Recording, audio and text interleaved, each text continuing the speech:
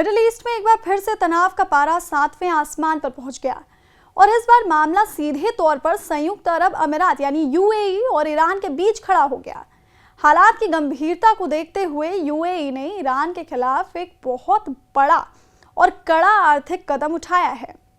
आधिकारिक बयानों के मुताबिक यूएई ने ईरान के साथ होने वाले सभी तरह के व्यापार, कॉमर्शियल गतिविधियों और ट्रेडिंग को अगले आदेश तक पूरी तरह से रोकने का ऐलान कर दिया है। इस बड़े फैसले की जानकारी देते हुए यूएई के विदेश मंत्रालय की संचार निदेशक अफरा अल हमीली ने साफ किया है कि यह कदम मौजूदा क्षेत्रीय तनाव के बढ़ने और अंतर्राष्ट्रीय सुरक्षा को लेकर पैदा हुई गंभीर चिंताओं के मद्देनजर उठाया गया है। यह प्रतिबंध अगली सूचना तक अनिश्चितकाल के लिए जारी रहेगा, जिससे दोनों देशों के बीच लंबे समय से चले आ रहे आर्थिक संबंधों पर एक बहुत बड़ा विराम लग गया है। यूएई की तरफ से उठाया गया ये कताकती कदम अचानक नहीं आया है, बल्कि इसके पीछे एक बेहद खतरनाक सैन्य घटना जुड़ी हुई है। कुछ ही समय पहले अमीरात की तरफ से यह गंभीर आरोप लगाया गया था कि ईरान ने उसकी सीमा की ओर 2 बैलिस्टिक मिसाइलें दागी हैं।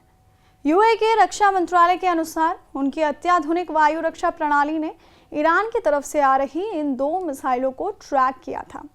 शुरुआती जांच में ये बात सामने आई है कि इनमें से एक मिसाइल यूएई के समुद्री क्षेत्र के ठीक बाहर जाकर गिरी, जबकि दूसरी मिसाइल ने सीधे उनके क्षेत्रीय जल में गोता लगाया। बाद की तकनीकी जांच में यह दावा किया गया कि इन दोनों मिसाइलों का मुख्य निशाना उस समुद्री क्षेत्र में होने वाले कॉमर्शियल जहाज़ों की आवाजाही थी। गनीमत यह रही कि दोनों मिसाइलें पानी में जा गिरी और किसी बड़े जानमाल के नुकसान की खबर सामने नहीं आई। हालांकि ईरान की तरफ से इन गंभीर सैन्य आरोपों पर तुरंत कोई आधिकारिक प्रतिक्रिया नहीं आई, लेकिन इस घटना ने खाड़ी देशों की नींदें उड़ा दी।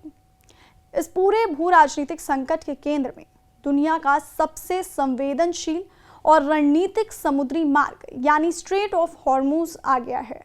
ईरान पहले ही इस बात के कड़े संकेत दे चुका है कि जब तक अमेरिका के साथ कोई स्थायी और ठोस शांति समझौता नहीं हो जाता, तब तक ये अहम समुद्री रास्ता बंद रखा जा सकता है। स्ट्रेट ऑफ हॉर्मुज केवल एक रास्ता नहीं, बल्कि ये यूएई के बंदरगाहों और पूरे खाड़ी क्षेत्र से होने वाले वैश्विक समुद्री व्यापार और क्रूड ऑयल की सप्लाई का सबसे मुख्य धमनी मार्ग है।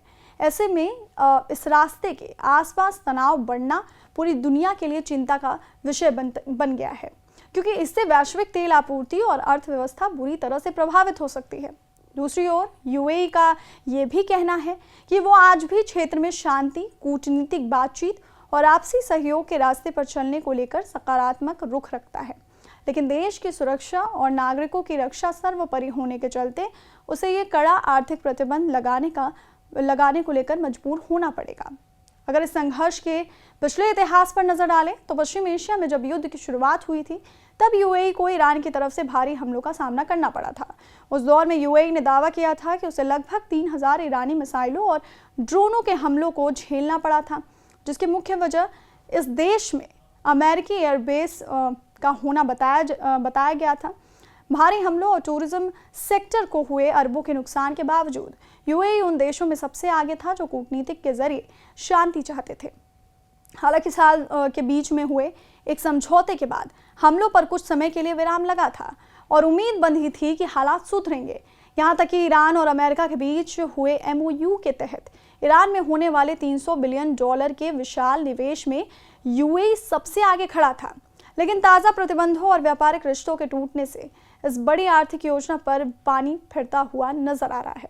कुल मिलाकर देखा जाए तो खाड़ी के इन 2 पड़ोसी देशों के बीच रिश्तों में आई ये भारी खटास मिडिल ईस्ट के भू राजनीतिक समीकरणों को एक बेहद खतरनाक मोड़ पर ले आई है। युद्ध के दौरान तेहरान के सबसे ज्यादा हमले झेलने वाले देश के रूप में पहचान बनाने वाला यूएई अब आर्थिक मोर्चे पर भी ईरान से पूरी तरह से अलग होता दिख रहा है।